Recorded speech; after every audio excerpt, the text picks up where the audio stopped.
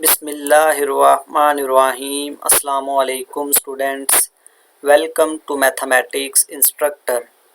Dear students, complex analysis में आज का हमारा टॉपिक है कॉम्प्लेक्स प्लेन। जैसा कि आप सबको पता है कि हम इस कोर्स के लिए जिल की बुक को फॉलो कर रहे हैं और इस कोर्स के लिए जो कंटेंट्स या कोर्स आउटलाइन है वो हम पंजाब यूनिवर्सिटी की फ़ॉलो कर रहे हैं। तो चलिए हम आज का लेक्चर स्टार्ट करते हैं। Complex plane. डियर स्टूडेंट्स, आपने रियल लाइन को स्टडी किया होगा कि ये अगर हमारे पास कोई रियल लाइन है तो इसके ऊपर ये हमारे पास अगर रियल लाइन है तो इसके ऊपर जितने भी पॉइंट्स हैं ये पॉइंट्स रियल नंबर्स को रिप्रेजेंट करते हैं। ठीक है, यानी कि रियल लाइन क्या है कि रियल लाइन के ऊपर जितने भी पॉइंट्स हैं वो रियल नंबर्स को रिप्रेजेंट करते हैं। तो कॉम्प्लेक्स प्लेन क्या है कि ऐसी प्लेन जिसमें जितने भी पॉइंट्स हैं वो कॉम्प्लेक्स नंबर्स को रिप्रेजेंट करें तो उस प्लेन को हम कहते हैं कॉम्प्लेक्स प्लेन। ठीक है, इसकी डेफिनेशन को हम रीड कर लेते हैं कि कॉम्प्लेक्स प्लेन बेसिकली होती क्या है। The plane whose points represent the complex numbers is called the complex plane or Z-plane। Means that कि ऐसी प्लेन जिसमें जितने भी पॉइंट्स हैं वो कॉम्प्लेक्स नंबर्स को रिप्रेजेंट करे तो उस प्लेन को हम कहते हैं कॉम्प्लेक्स प्लेन या उसको हम जी प्लेन भी कहते हैं। नेक्स्ट है हमारे पास we shall use the word complex number or point, यानी कि उस प्लेन में जितने भी हमारे पास पॉइंट हम उनको कॉम्प्लेक्स नंबर कह सकते हैं या पॉइंट। अभी हम इसको कॉम्प्लेक्स प्लेन को ग्राफिकली भी अंडरस्टैंड करेंगे कि ग्राफिकली इसका क्या मतलब है। ठीक है, नेक्स्ट है हमारे पास the complex number -3 + 2 iota is represented by point this. ठीक है, यानी कि कोई भी कॉम्प्लेक्स नंबर है हम उसको इस तरह पॉइंट से रिप्रेजेंट कर सकते हैं। ये पर्टिकुलर पॉइंट है। इस तरह अगर हम जनरल पॉइंट की बात करें z = x + आयोटा y, अगर ये हमारे पास कोई कॉम्प्लेक्स नंबर है तो इसको हम uniquely determined by N ordered pair of complex numbers x, y। ठीक है, यानी कि कोई भी कॉम्प्लेक्स नंबर है तो हम उसको यूनिकली डिटरमाइंड कर सकते हैं order pair of real numbers इस तरह। The first and the second entries of the ordered pair correspond with the real and imaginary parts of the complex number. इसका क्या मतलब है स्टूडेंट्स कि हमारे पास जो कॉम्प्लेक्स नंबर है उसकी जो अगर ये कॉम्प्लेक्स नंबर है हम इसको हमें पता है इस तरह रिप्रेजेंट कर सकते हैं order pair of real numbers में।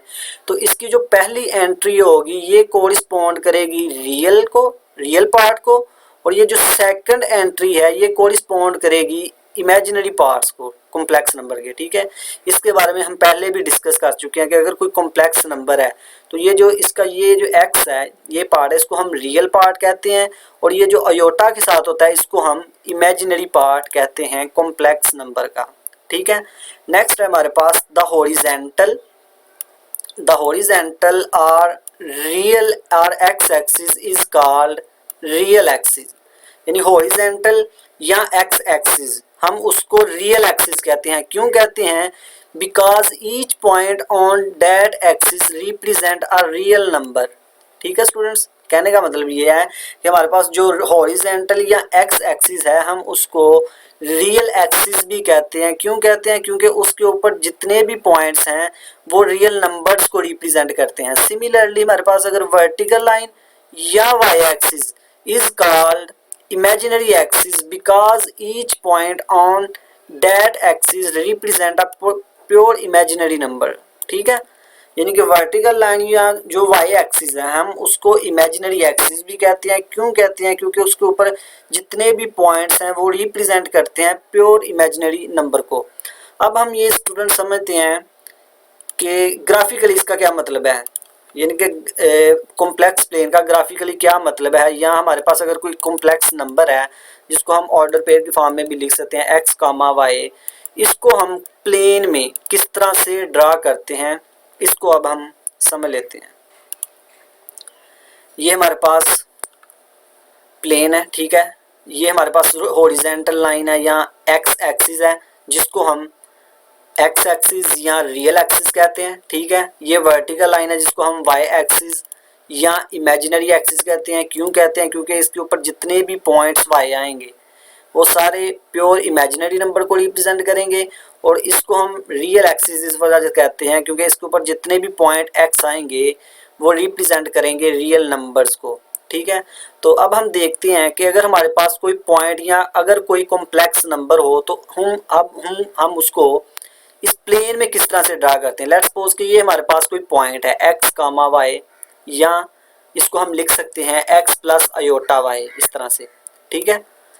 तो अब हम इसको किस तरह से लिख सकते हैं, यानी इस प्लेन में हमने किस तरह से इसे ड्रा किया इसे देखते हैं। अब हमें पता है कि ये जो एक्स है कॉम्प्लेक्स नंबर का ये वाला, ये रियल पार्ट है, ठीक है, और ये रिप्रेजेंट करेगा रियल एक्सिस को, यानी ये रियल एक्सिस के ऊपर होगा, और ये जो वाई है ये इमेजिनरी पार्ट है और ये रिप्रेजेंट करेगा इस इमेजिनरी एक्सिस को, मींस के इसके ऊपर वाई होगा, ठीक है।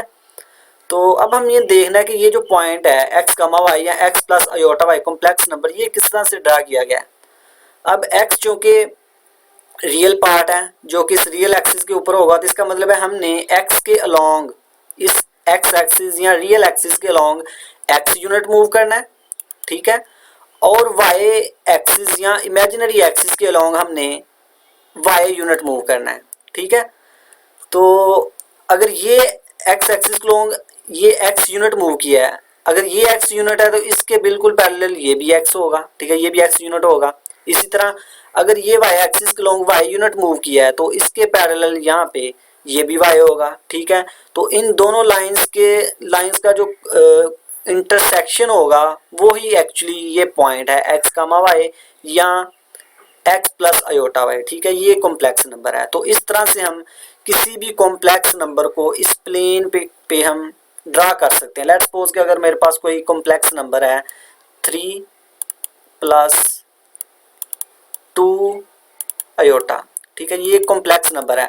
अगर इसको मैं इस प्लेन में ड्रा करना चाहता हूँ तो इसका मतलब है 3, ये रियल पार्ट है, ये रियल एक्सिस के ऊपर होगा, यानी कि इस रियल एक्सिस या एक्स एक्सिस के लॉन्ग हमने 3 यूनिट मूव करना है। लेट्स सपोज कि ये हमने 3 यूनिट मूव किया, ठीक है, ये 3 यूनिट मूव किया हमने, और वाई एक्सिस ये जो 2 है ये इमेजिनरी पार्ट है, तो वाई एक्सिस के लॉन्ग हमने 2 यूनिट मूव करना है। लेट्स सपोज कि ये हमने 2 यूनिट मूव किया, ठीक है।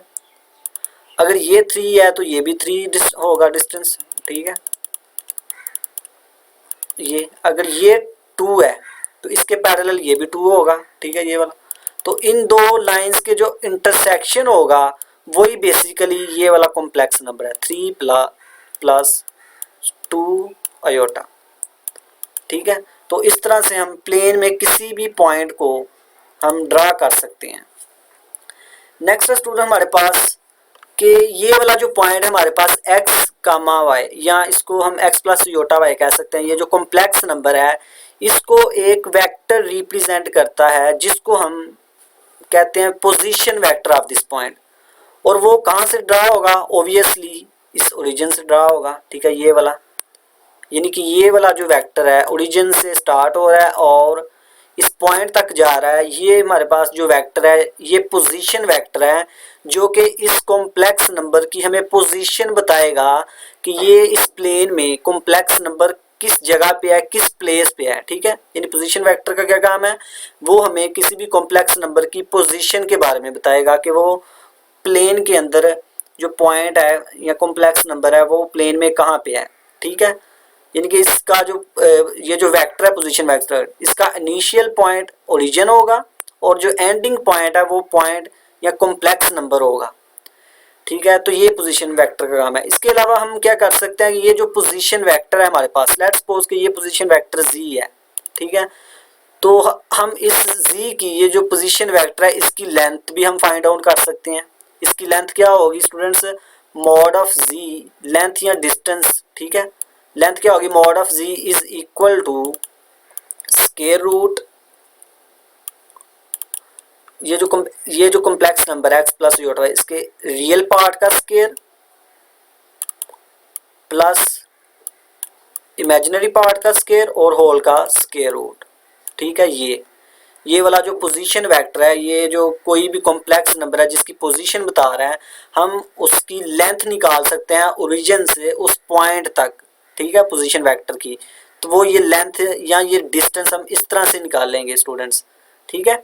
तो पोजीशन वेक्टर का क्या काम है, इसके बेसिकली पोजीशन वेक्टर के दो काम है। नंबर वन, पोजीशन वेक्टर जो होगा वो हमें कॉम्प्लेक्स नंबर की पोजीशन को बारे में बताएगा कि कॉम्प्लेक्स नंबर जो पॉइंट है वो कॉम्प्लेक्स प्लेन में या जी प्लेन में किस जगह पे है। नंबर दो, उस पॉइंट की या उस कॉम्प्लेक्स नंबर की लेंथ के बारे में बताएगा, यानी कि ओरिजिन से उस पॉइंट की लेंथ बताएगा या उसका डिस्टेंस बताएगा हमें ये पोजीशन वेक्टर। तो इस पोजीशन वेक्टर के ये दो काम है, ठीक है। ये उसकी लेंथ है उस पोजीशन वेक्टर की। इस लेंथ को स्टूडेंट्स हम मॉडुलस भी कहते हैं। इसको अभी हम डिस्कस करेंगे, अभी हम डिस्कस करते हैं बल्कि इसको। ये है मॉडुलस, यानी मॉडुलस क्या है हमारे पास, the modulus of a complex number z is equal to x plus iota y is the real number. Dear student, इसका क्या मतलब है, इसको अभी हम समझ लेते हैं कि किसी भी कॉम्प्लेक्स नंबर का जो मॉडुलस है वो ऑलवेज रियल नंबर होता है। इसको भी हम एग्जांपल के थ्रू समझते हैं। सबसे पहले देखिएगा मॉडुलस क्या होता है, x का स्क्वायर प्लस y का स्क्वायर और होल का स्क्वायर रूट। यानी कोई भी कॉम्प्लेक्स नंबर है उसका मॉडुलस क्या होगा, रियल पार्ट का स्क्वायर प्लस इमेजिनरी पार्ट का स्क्वायर और होल का स्क्वायर रूट। तो इस तरह से हम किसी भी कॉम्प्लेक्स नंबर का मॉडुलस निकाल सकते हैं। The modulus of a complex number z is also called the absolute value of z, ठीक है। यानी कॉम्प्लेक्स नंबर का जो मॉडुलस होता है हम उसको एब्सोल्यूट वैल्यू भी कह सकते हैं। अब ये एग्जांपल है हमारे पास कि किसी भी कॉम्प्लेक्स नंबर का जो मॉडुलस होता है वो ऑलवेज रियल नंबर होता है। तो ये हमारे पास एक कॉम्प्लेक्स नंबर है 2 - 3 आयोटा। देन इसका मॉडुलस क्या होगा, रियल पार्ट का स्क्वायर 2 का स्क्वायर प्लस इमेजिनरी पार्ट यानी -3 का स्क्वायर। तो जब इसको हम सिंप्लीफाई करेंगे, 2 का स्क्वायर 4, 3 का स्क्वायर 9, 9 प्लस 4 13 स्क्वायर रूट। तो क्लियरली ये जो स्क्वायर रूट 13 है ये एक रियल नंबर है, ठीक है। इसी तरह ये हमारे पास एक और कॉम्प्लेक्स नंबर है जो कि प्योरली इमेजिनरी नंबर है, ठीक है। इसमें रियल पार्ट 0 है। हमें पता है कि अगर कॉम्प्लेक्स नंबर में रियल पार्ट 0 हो तो वो कॉम्प्लेक्स नंबर रिड्यूस हो जाता है प्योरली इमेजिनरी नंबर में, ठीक है। तो ये हमारे पास कोई कॉम्प्लेक्स नंबर है, इसका हमने मॉडुलस निकाला तो वो 9 आया। तो क्लियरली आप देख सकते हैं कि ये एक रियल नंबर है। तो यहाँ से आपने ये देख लिया कि किसी भी कॉम्प्लेक्स नंबर का जो मॉडुलस होता है वो ऑलवेज रियल नंबर होता है। अब स्टूडेंट्स, अब हम इसकी कुछ प्रॉपर्टीज़ हैं मॉडुलस की, उनको डिस्कस करते हैं।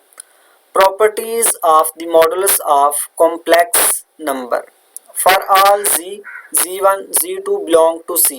c यहाँ पे कॉम्प्लेक्स नंबर्स को डिनोट कर रहा है, ठीक है। पहली प्रॉपर्टी है z इंटू जी कॉन्जुगेट, यानी कॉम्प्लेक्स नंबर और उसके कॉन्जुगेट का जो प्रोडक्ट होगा वो इक्वल होगा उस कॉम्प्लेक्स नंबर के मॉडुलस का स्क्वायर, ठीक है। सेकंड प्रॉपर्टी है mod of z is equal to mod of conjugate z is equal to mod of minus z is equal to mod of minus z conjugate। यानी कि ये जो चारों हैं ये इक्वल हैं, इनको हम प्रूव करेंगे, ठीक है। नेक्स्ट प्रॉपर्टी नंबर 3 है कि modulus of product of two complex numbers is equal to the product of modulus of z1 and modulus of z2। यानी कि दो कॉम्प्लेक्स नंबर के प्रोडक्ट का जो मॉडुलस है वो इक्वल होता है modulus of z1 into modulus of z2। इसी तरह प्रॉपर्टी नंबर 4 है कि modulus of z1 over z2 ये इक्वल होता है modulus of z1 over modulus of z2। और यहाँ पे जो z2 है ये 0 प्लस 0, यानी कि 0 नहीं होना चाहिए। हमें पता है कि कॉम्प्लेक्स नंबर में 0 क्या आता है, 0 प्लस 0 आयोटा।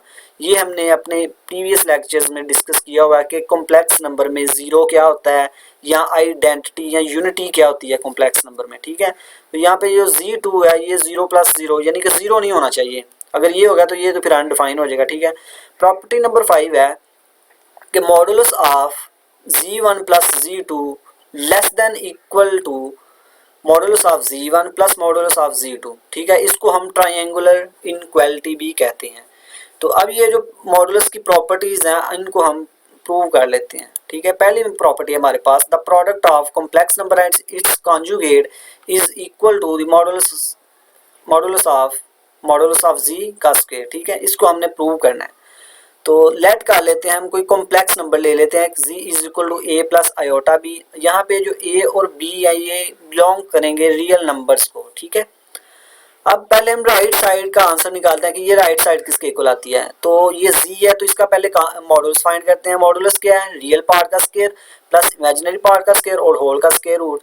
अब चूंकि राइट साइड में स्क्वायर है मॉडुलस के ऊपर, तो इसका स्क्वायर ले लेते हैं दोनों तरफ। तो ये हमारे पास a square plus b square आएगा, इसको कहते हैं इक्वेशन नंबर 1। ठीक है, नेक्स्ट हमने लेफ्ट साइड का निकालना है कि इसका क्या आंसर आता है। z हमारे पास है, इसका कॉन्जुगेट क्या होगा z का? a minus iota b। ठीक है, अब इन दोनों का प्रोडक्ट लेंगे जब, तो प्रोडक्ट इनका क्या आएगा? a plus iota b, a minus iota b. तो यहाँ पे फार्मूला है a plus b, a minus b वाला, यानी a का स्क्वायर माइनस b का स्क्वायर। a का स्क्वायर वैसे ही, आयोटा स्क्वायर बी स्क्वायर अलग अलग स्क्वायर हो गया। ठीक है, आयोटा स्क्वायर हमें पता -1 के इक्वल है, तो माइनस पहले ही बार है वो प्लस हो गया, square plus B square. From 1 and 2 we can see के z इंटू जी कॉन्जुगेट इक्वल है मॉड ऑफ z का स्क्वायर। ठीक है, नेक्स्ट स्टेप प्रॉपर्टी नंबर 2, इसमें हमने ये प्रूव करना है कि ये चारों इक्वल हैं। तो सबसे पहले हम कोई कॉम्प्लेक्स नंबर लेते हैं z a plus iota b where a b belongs to r। अब हमने इस z का मॉडुलस निकालना है। तो मॉडुलस क्या होगा? रियल पार्ट का स्क्वायर प्लस इमेजिनरी पार्ट का स्क्वायर का होल स्क्वायर रूट। ठीक है, ये इसको कहते हैं 1। अब हमने कॉन्जुगेट का मॉडुलस लेना है। तो सबसे पहले इसका कॉन्जुगेट लेंगे, a माइनस आयोटा b होगा। तो जब इसका हम मॉडुलस लेंगे, रियल पार्ट का स्क्वायर प्लस इमेजिनरी पार्ट क्या है? माइनस बी का स्क्वायर रूट। तो जब a का स्क्वायर a स्क्वायर होगा, माइनस b का स्क्वायर वो प्लस हो जाएगा b का स्क्वायर। ठीक है, स्क्वायर रूट वैसे ही इसको 2 कह दें।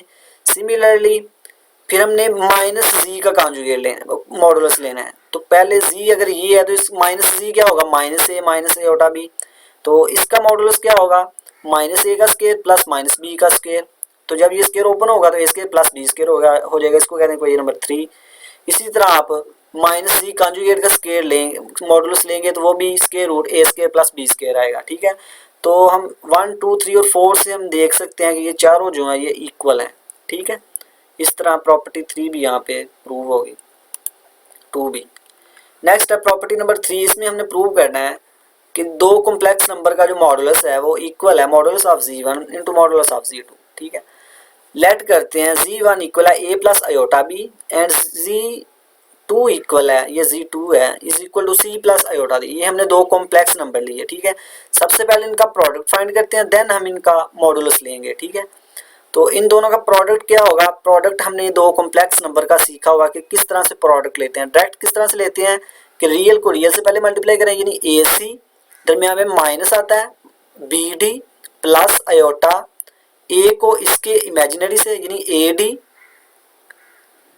प्लस इसके इमेजिनरी को इसके रियल से मल्टीप्लाई करना है बी सी। ठीक है, इस तरह से हम डायरेक्ट प्रोडक्ट निकालते हैं किसी भी दो कॉम्प्लेक्स नंबर्स का। तो अब हम इसका मॉडुलस लेंगे तो वो क्या होगा? रियल पार्ट का स्क्वायर, यानी ये रियल है तो इसका स्क्वायर प्लस इमेजिनरी पार्ट का स्क्वायर। ये जब दोनों का स्क्वायर ओपन करेंगे तो ये होगा कुछ इस तरह, यानी ए का स्क्वायर क्या होगा? A square C square plus b का square B square D square minus 2ab minus फार्मूले का 2ab क्या होगा? यानी a b c d plus इसका भी स्क्वायर ओपन करेंगे तो ये आएगा, ये प्लस का ये माइनस का कैंसिल होके ये चीज रिमेनिंग रह जाएगी। ठीक है, इसको कहते हैं इक्वेशन 1। अब हमने क्या करना है कि z1 का मॉडुलस निकालना है, z2 का मॉडुलस निकालना है, देन उनका हमने प्रोडक्ट लेना है। ठीक है, तो z1 का मॉडुलस लिया तो वो ये आ गया, z2 का लिया मॉडुलस तो ये आया। अब इन दोनों का जब प्रोडक्ट लेंगे तो ये इस तरह से आ जाएगा। ठीक है, square root A square B square into square root C square D square. इनको हम एक ही स्क्वायर रूट में लिख सकते हैं, A square plus B square into C square D square का स्क्वायर रूट। ठीक है, तो जब ये इन दोनों को मल्टीप्लाई करेंगे, A square C square plus B square D square plus B square C square plus A square D square. ठीक है, तो 1 और 2 से हम कह सकते हैं कि ये दोनों इक्वल हैं। नेक्स्ट है प्रॉपर्टी नंबर 4, इसमें हमने ये प्रूव करना है कि z1 और z2 का मॉडुलस इक्वल है z1 मॉडुलस और z2 मॉडुलस। तो सबसे पहले हम दो कॉम्प्लेक्स नंबर लेते हैं, कोई z1 a plus iota b, z2 c plus iota d। यहाँ पे जो a b c d है ये बिलोंग्स करेंगे रियल नंबर्स को। ठीक है, तो सबसे पहले हम इनका z1 और z2 यानी कि डिवीजन फाइंड करते हैं, देन मॉडुलस लेंगे। तो ये हमारे पास Z1/Z2 ये आएगा, ठीक है। यहाँ से हम डायरेक्ट इनका मॉडल्स नहीं ले सकते। मॉडल्स के लिए क्या है कि रियल पार्ट का स्क्वायर करते हैं और इमेजिनरी पार्ट का स्क्वायर और होल का स्क्वायर रूट। तो सबसे पहले ये जो हमारे पास Z1/Z2 इनकी डिवीजन है, इसको स्टैंडर्ड फॉर्म में लेके आते हैं, ठीक है। तो क्या होगा, दो कॉम्प्लेक्स नंबर की डिवीजन किस तरह से करते हैं, जो नीचे डिनोमिनेटर में कॉम्प्लेक्स नंबर होता है उसका हम कॉन्जुगेट से मल्टीप्लाई भी करते हैं और डिवाइड भी करते हैं। तो हमने इसी तरह किया।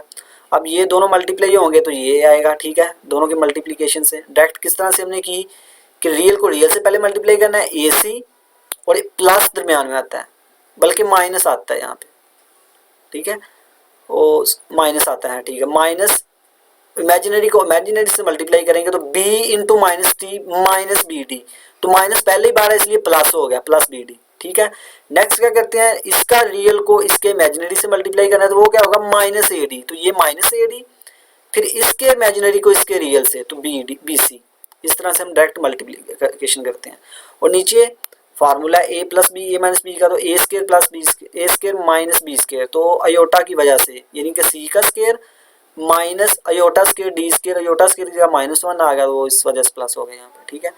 तो रियल के नीचे इसको लहदा से लिख सकते हैं, इमेजिनरी पार्ट के नीचे इसको लहदा से लिख सकते हैं। अब ये स्टैंडर्ड फॉर्म है, जब इसका मॉडुलस लेंगे तो रियल का स्केयर प्लस इमेजिनरी पार्ट का स्केयर और होल का स्केयर रूट, ठीक है। ऊपर से अपनी एलसीएम क्या होगा, सी प्लस डी स्केयर दोनों में कॉमन है, तो C square plus D square LCM होगा। और नीचे इसका स्क्वायर ओपन करेंगे तो ये आएगा, इसका स्क्वायर ओपन करेंगे तो ये आएगा। ये -2 ABCD है, ये +2 ABCD है, ये कैंसिल आउट होंगे। तो यहाँ से हमारे पास ये रह जाएगा, इसको कहते हैं इक्वेशन नंबर 1।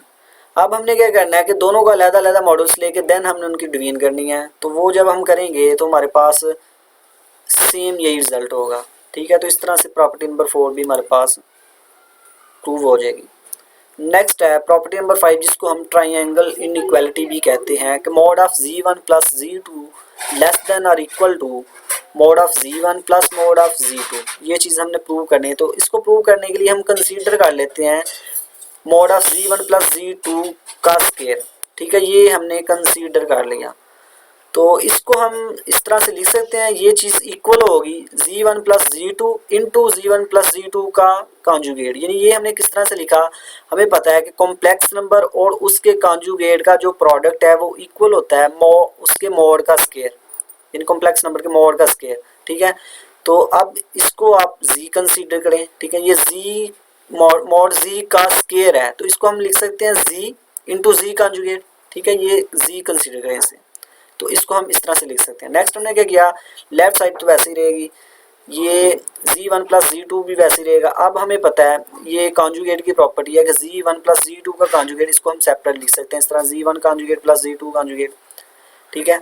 अब यहाँ से फिर हमने क्या करना है कि इन दोनों को मल्टीप्लाई कर देते हैं। Z1 को पहले Z1 कॉन्जुगेट से मल्टीप्लाई किया plus Z1 into Z2 conjugate plus Z2 Z1 conjugate plus Z2 into Z2 conjugate, ठीक है।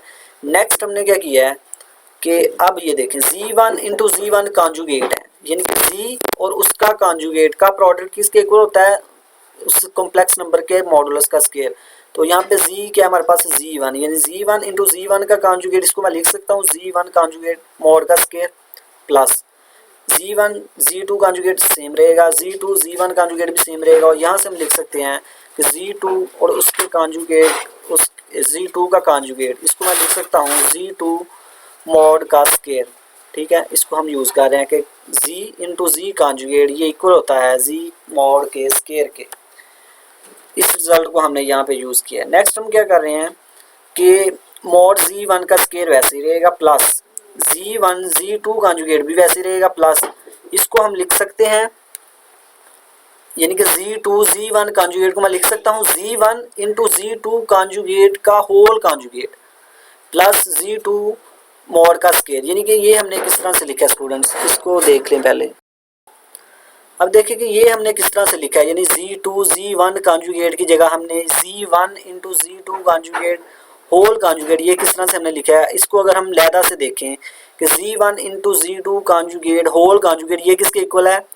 अब हम इसको सेपरेट करके लिख सकते हैं, यानी दो कॉम्प्लेक्स नंबर का कॉन्जुगेट है अगर, प्रोडक्ट का कॉन्जुगेट है तो अलग-अलग से लिख सकते हैं Z1 conjugate into Z2 conjugate का होल कॉन्जुगेट। ठीक है, ये एक कॉन्जुगेट तो पहले ही है तो एक इस वजह से आ गया। तो हमें पता है कि किसी कॉम्प्लेक्स नंबर का जो डबल कॉन्जुगेट होता है वो उसी कॉम्प्लेक्स नंबर के इक्वल होता है। ठीक है, यानी कि Z कॉन्जुगेट का कॉन्जुगेट इक्वल होता है Z के।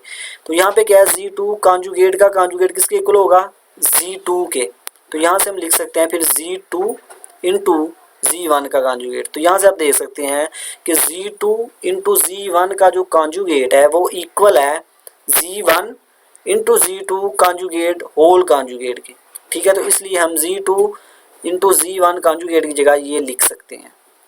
नेक्स्ट हमने क्या किया है कि Z1 मॉड का स्क्वायर प्लस इसकी जगह Z1 Z2 conjugate plus Z1 into Z2 conjugate का होल कॉन्जुगेट, इसकी जगह हम लिख रहे हैं two real part of Z1 into Z2 conjugate plus ये वैसे ही।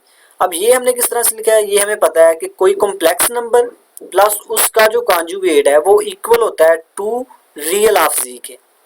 इसको हमने पहले भी डिस्कस किया लेकिन फिर भी हम देख लेते हैं इसको कि अगर कोई कॉम्प्लेक्स नंबर है हमारे पास x प्लस आयोटा y, अगर एक ये कॉम्प्लेक्स नंबर है प्लस इसका conjugate x minus iota y, यानी कि ये हमारे पास z है और ये z कॉन्जुगेट है, तो ये किसके इक्वल होगा, यहाँ से ये कैंसिल हो जाएगा और आएगा 2x। तो हमें पता है इसको हम लिख सकते हैं 2। अब x क्या था, अगर ये z था कॉम्प्लेक्स नंबर तो x यहाँ पे रियल पार्ट था z का, तो हमें पता है कि रियल पार्ट ऑफ z को किस तरह से हम डिनोट करते हैं, इस तरह से रियल ऑफ z। ठीक है, ये इस तरह से है। तो यहाँ पे भी हमने इसी तरह किया है कि अगर ये लेट्स सपोज कि ये z है हमारे पास, ये z है और ये z का कॉन्जुगेट है, उधर में हमें प्लस है, तो इसको हम लिख सकते हैं टू रियल ऑफ z। तो z हमारे पास यहाँ पे ये है बेसिकली, यहाँ पे Z1 प्लस Z2 कॉन्जुगेट, ये इस केस में z है और ये इसका कॉन्जुगेट है, तो इसको हम लिख सकते हैं two real of z plus ये सेम वैसे। अब नेक्स्ट हमने क्या किया है कि लेफ्ट साइड क्या थी हमारे पास, मॉड Z1 प्लस Z2 का स्क्वायर। यहाँ पे अब हम लिख रहे हैं कि less than equal to mod Z1 का square plus 2 mod Z1 into Z2 conjugate का मॉड प्लस Z2 मॉड का स्क्वायर। यानी कि अब हमने इस इक्वालिटी को खत्म करके ये किस तरह से हमने इनइक्वालिटी ये किस तरह से आ गई हमारे पास, इसको समझने के लिए एक एग्जांपल लेते हैं कि लेट्स सपोज के यही एग्जांपल है, यानी कि चेंज करते हैं बल्कि कि कोई कॉम्प्लेक्स नंबर हम लेते हैं z इज इक्वल टू -3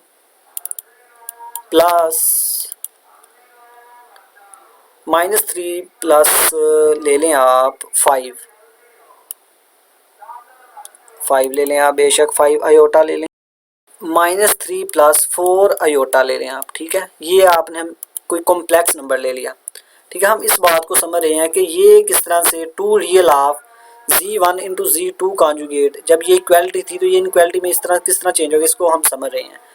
अगर ये हमारे पास कोई कॉम्प्लेक्स नंबर है -3 प्लस 4 आयोटा, तो इसमें रियल पार्ट क्या होगा, इसका रियल ऑफ Z क्या होगा, रियल ऑफ Z होगा -3 के इक्वल। ठीक है, यानी कि ये कॉम्प्लेक्स नंबर का रियल पार्ट है और ये इमेजिनरी पार्ट है। तो रियल पार्ट क्या है, यानी कि उसको हम किस तरह से डिनोट करते हैं, रियल ऑफ z किसके इक्वल है, -3 के। तो अब हम इसका मॉड लेते हैं इस z का, तो वो किसके इक्वल होगा, मॉड ऑफ z किसके इक्वल होगा, यानी कि वो होगा रियल पार्ट का स्क्वायर, -3 का स्क्वायर 9 प्लस इमेजिनरी पार्ट का स्क्वायर, तो वो 4 का स्क्वायर 16। तो जब 16 प्लस 9 25 का स्क्वायर रूट किसके इक्वल होगा, 5 के। तो यहाँ से हम क्लियरली देख सकते हैं कि रियल ऑफ z जो है, यानी किसी भी कॉम्प्लेक्स नंबर का जो रियल है, रियल पार्ट है, real of z which less than होगा या इक्वल होगा मॉड ऑफ z से। ठीक है, ये हमारे पास यानी कि रियल ऑफ z क्या आया था हमारे पास, -3। तो -3 हमें पता है लेस देन होगा या इक्वल होगा 5 से, इक्वल नहीं तो लेस तो है ना स्टूडेंट्स। अब ये इक्वल यानी किस केस में होगा, real of z equal to mod of Z किस केस में होगा, अगर हम कॉम्प्लेक्स नंबर ये वाला लें, यानी उसमें या तो आप प्योरली इमेजिनरी नंबर लें या प्योरली रियल लें, यानी कि आप इस तरह से कह सकते हैं कि वो है 3, यानी कि ये कॉम्प्लेक्स नंबर है अगर, क्योंकि हर लिए अभी अगर ये 3 रियल नंबर है, हमें पता है रियल नंबर कॉम्प्लेक्स नंबर है, इसमें जो इमेजिनरी पार्ट होगा वो 0 होगा, यानी कि 0 ही होता है, इस तरह से लिख सकते हैं। तो अब इसका जो रियल ऑफ जी है वो तो 3 है, ठीक है, रियल ऑफ जो जी होगा वो 3 के इक्वल होगा, और इसका जो मॉडुलस होगा वो भी 3 ही होगा, ठीक है। रियल पार्ट का स्क्वायर इमेजिनरी पार्ट का स्क्वायर रूल लेंगे तो वो भी 3 है, तो इस केस में रियल ऑफ जी इक्वल है मॉड ऑफ जी के, ठीक है। तो यहाँ से हम दे सकते हैं कि रियल ऑफ जी या तो लेस होगा या इक्वल होगा मॉड ऑफ जी से।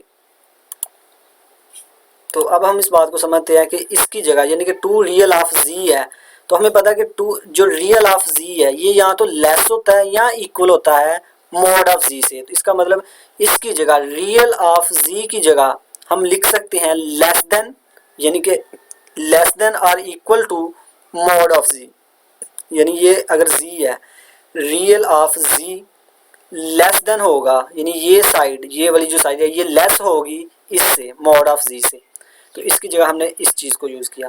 अब यहाँ से अब हम क्या करेंगे, mod of G1 into G2 conjugate है, तो हम दोनों को सेपरेट कर सकते हैं, जी1 का मॉड जी2 कॉन्जुगेट का मॉड, ये भी हमने प्रॉपर्टी पढ़ी है, इनको हम इस तरह से लिख सकते हैं, यानी 2 वैसे ही जी1 का मॉड और जी2 कॉन्जुगेट का मॉड प्लस जी2 का स्क्वायर।